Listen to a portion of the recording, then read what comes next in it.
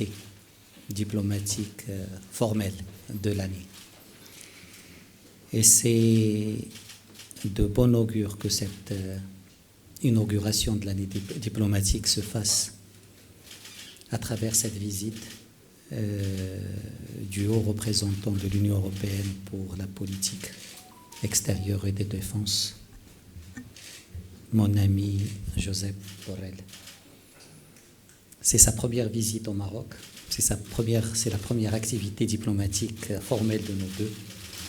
Et je pense que c'est une activité qui vient à point nommé renforcer la pertinence de cette relation.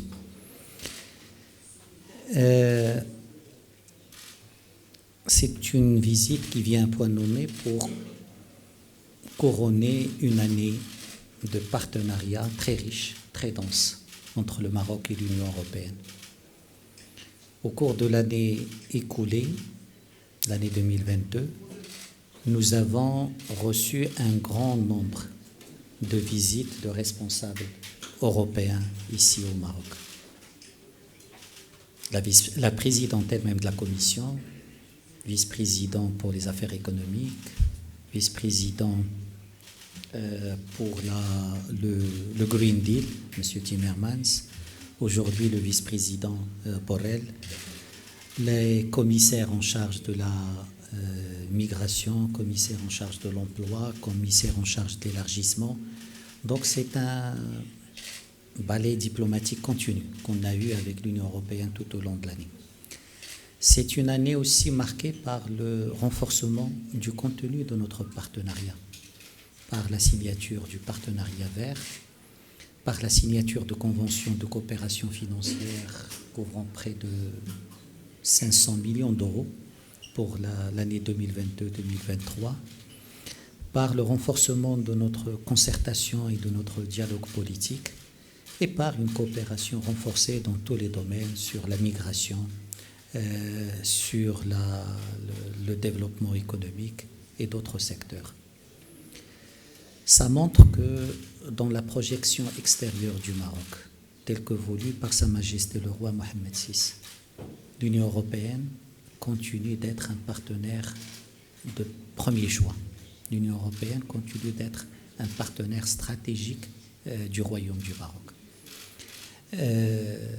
Dans la diversification des partenariats enclenchés par Sa Majesté le roi Mohammed VI au cours des dernières années, l'Union européenne occupe sa place dans cette diversification, et cette place est une place très très importante. Nos discussions ont porté sur la pertinence toujours renouvelée de ce partenariat.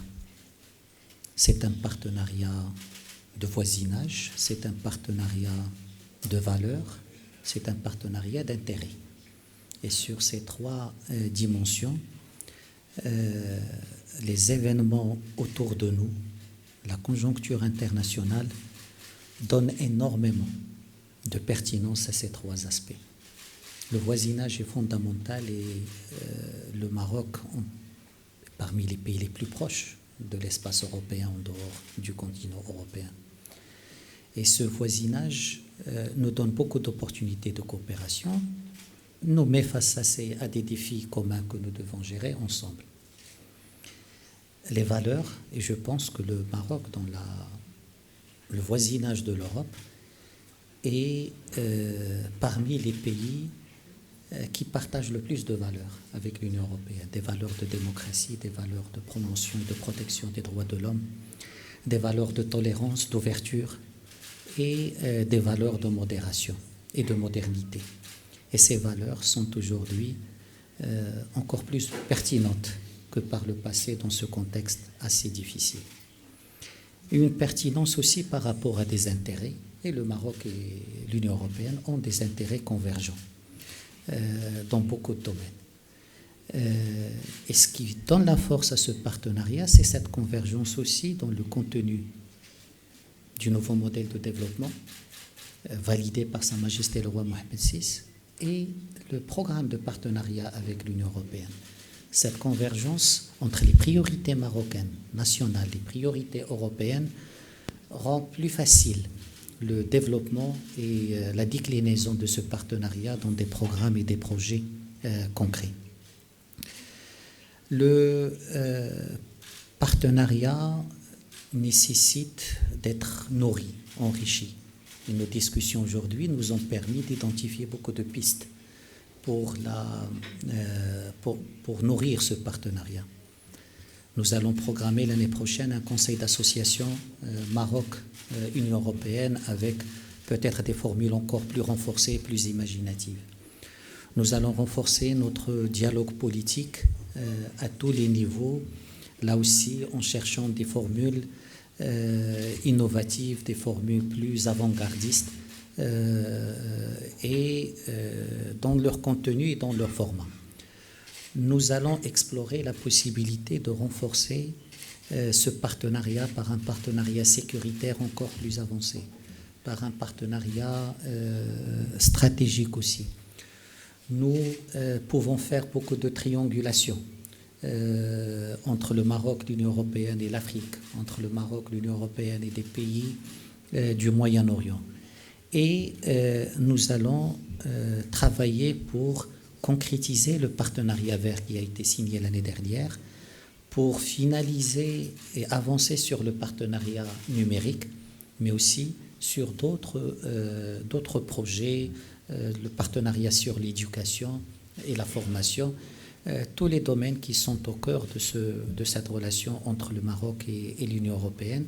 Et je pense avec mon ami José Borrell, on est d'accord pour que ça ne soit pas que des slogans, ça ne soit pas que des titres, ça ne soit pas que des lignes ajoutées dans les cartes de visite, que ça soit décliné en projets tangibles et en résultats concrets. Et c'est ce que nous devons pouvoir faire au cours de cette année. C'est un partenariat aussi qui doit être nourri, mais qui doit être protégé. Et le partenariat entre le Maroc et l'Union européenne est un partenariat qui fait face à des attaques.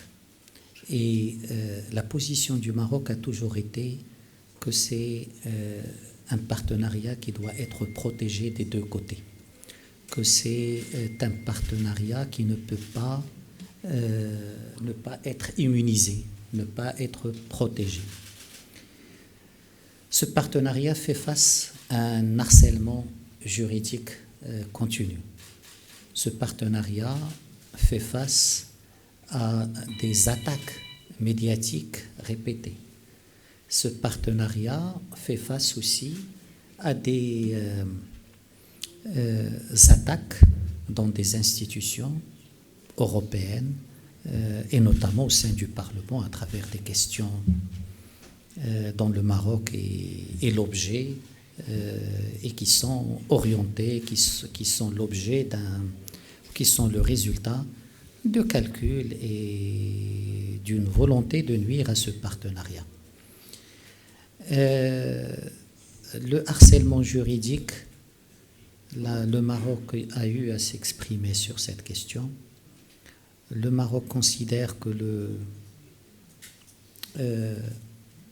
au plus haut niveau, et Sa Majesté le Roi l'a souligné dans le dernier discours du trône, le Sahara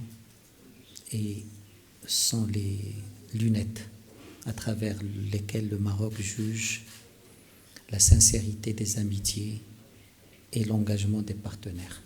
Et ça sera le credo à travers lequel le Maroc continuera à gérer ses relations avec ce partenaire.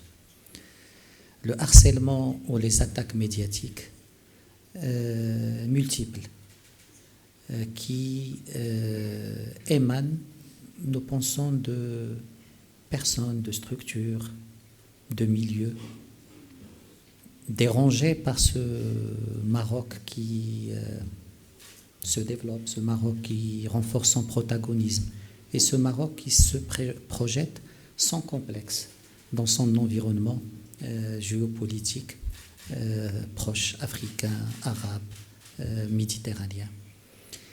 Et on l'a vu, on sort d'une attaque vers une autre à chaque fois. Le Maroc défendra ses intérêts et le Maroc compte sur ses partenaires pour défendre ce partenariat. C'est un partenariat, comme je l'ai dit, un partenariat de voisinage géographique, de valeurs partagées et d'intérêts convergents. Et c'est autour de ces trois paramètres que le Maroc continuera à travailler avec l'Union européenne. J'aimerais terminer en saluant l'engagement de M. Borrell, qui connaît, même si c'est sa première visite avec cette casquette, mais c'est un ami du Maroc et un ami de la relation du Maroc avec l'Union européenne.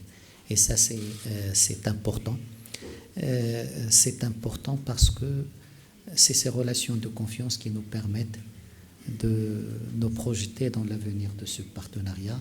C'est cette relation de confiance qui nous permet aussi de se parler de manière franche, directe, sans tabou sur l'ensemble des sujets, dans l'amitié et dans un esprit positif et sincère. Encore une fois, cher Joseph, bienvenue.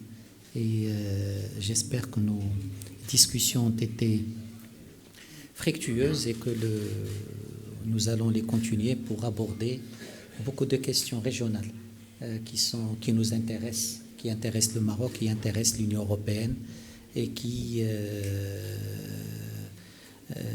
dont dépendent aussi notre sécurité et notre développement. Merci. Thank you.